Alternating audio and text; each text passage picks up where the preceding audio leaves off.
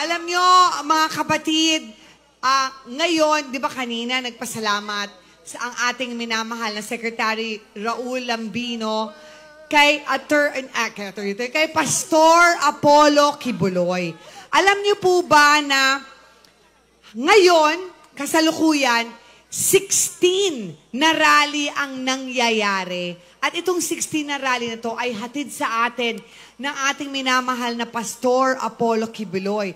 Nangyayari ito ngayon sa San Ildefonso, Bulacan, Champaca, Novaliches, Quezon City, Tondo, Ilocos Sur, Santiago Isabel, Cabanatuan, Nueva Ecija, Bohol, Iloilo, Negros Occidental, San Francisco, Davao del Norte, Digos, Misamis Oriental, Cotabato, Barangay Saliao, Sultan Kudarat, Misamis Occidental at Surigao del Sur. Kaya dahil dyan, nagpapasalamat po kami kay Pastor Apollo Kibuloy. Bigyan naman natin siya ng masigabong palakpakan.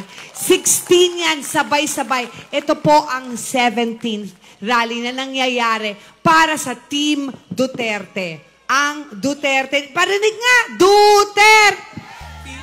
Meron pa? Kaya pa?